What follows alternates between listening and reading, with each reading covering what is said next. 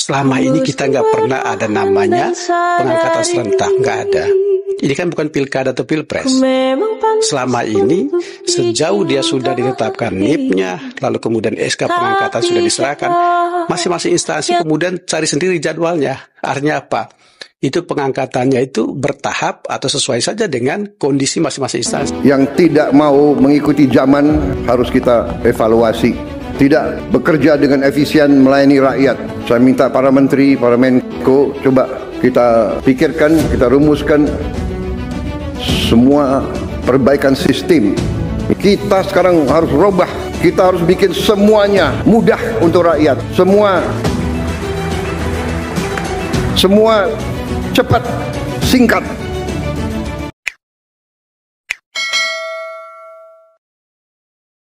Halo teman-teman semuanya, jumpa lagi dengan saya Bang Kowi.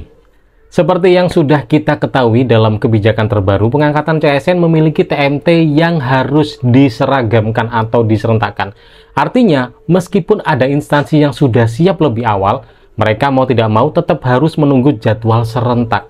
Hal ini tentu menimbulkan berbagai dampak, mulai dari keterlambatan hak kepegawaian hingga menimbulkan keresahan di kalangan para CSN yang sudah lolos seleksi dan siap bertugas. Nah, dari berbagai huru-hara yang terjadi nih, jadi banyak CSN yang merasa ada salah satu hal yang paling dinanti, dan ini merupakan hal yang bisa membuat huru-hara tersebut reda, yaitu Inpres alias Instruksi Presiden. Dan ini dipercaya bisa mengubah aturan ini. Harapannya Inpres bisa mengembalikan aturan seperti sedia kala, yaitu di mana pengangkatan CSN dilakukan sesuai kesiapan masing-masing daerah atau instansi, bukan harus nunggu serentak. Nah, saya melihat beberapa berita di akhir-akhir ini, ternyata banyak sekali para DPR yang berusaha menyuarakannya. Salah satunya saya seneng ngikutin channelnya atau platformnya Mbak Rieke Dian Pitaloka atau si Eneng dalam serial Bajai Bajuri. Beliau mantan artis yang sekarang sedang aktif di dunia DPR sudah lama gitu ya.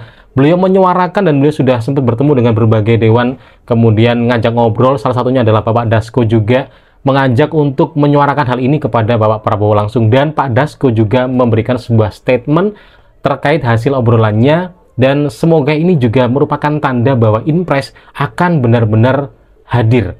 Nah, langsung aja kita simak bagaimana videonya. Jangan tunda pengangkatan CASN. Besti-besti, hari ini aku mendampingi Pak Dasko, pimpinan DPR, untuk kunjungan sidak ke pasar ngecek minyak.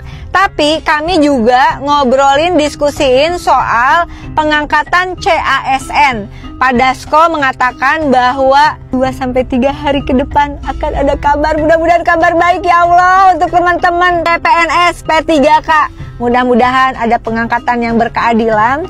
Tadi bilangnya beliau mudah-mudahan cepat diangkat begitu. Kita doakan sama-sama. Dan ini lengkapnya pernyataan Wakil Ketua DPR RI Pak Dasko. Bismillah, yuk lihat.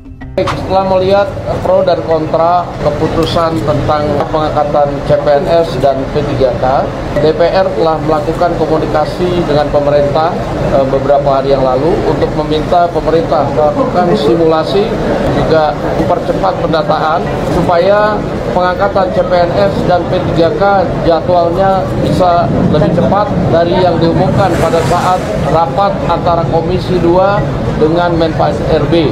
Nah, mudah-mudahan dalam 1-2 hari atau paling lambat minggu depan, hasil simulasi yang diminta oleh DPR kepada pemerintah dapat diumumkan, dan mudah-mudahan hasilnya untuk pengangkatan CPNS dan P3K lebih baik dan lebih cepat jadwalnya. Demikian.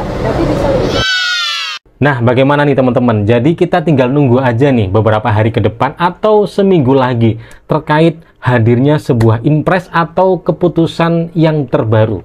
Jadi jika kebijakan ini dikembalikan seperti sebelumnya, maka saya yakin CPNS bisa segera mendapatkan haknya tanpa harus menunggu terlalu lama.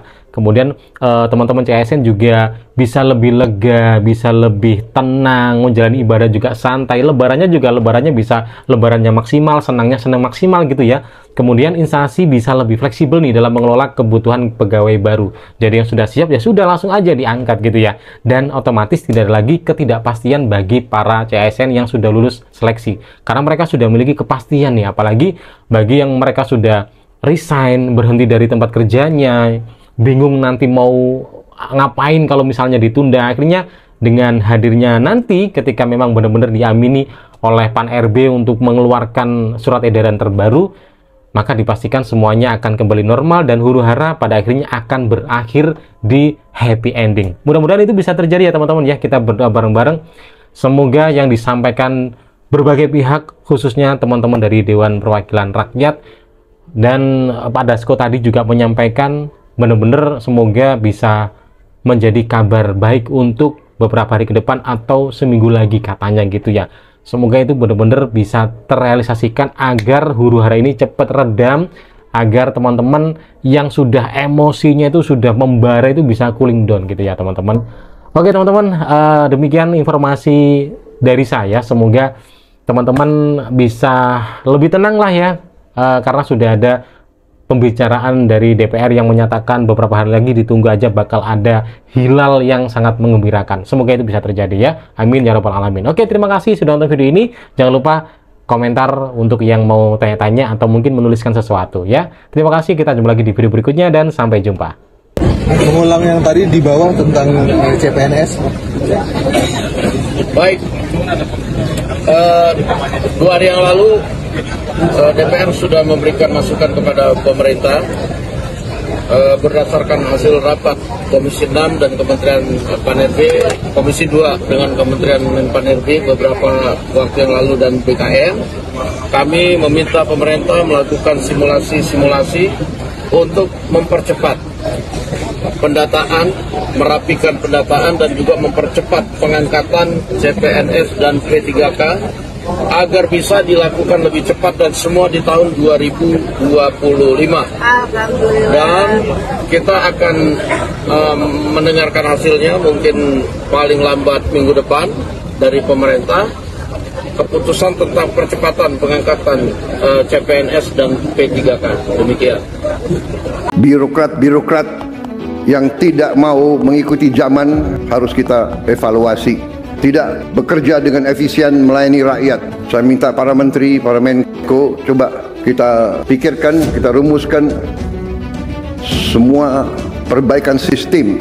Ini ada kecenderungan semua pengen jadi ASN, semua pengen jadi pegawai negeri, tahu-tahu di dalam sudah jadi tidak bekerja maksimal, ya kan?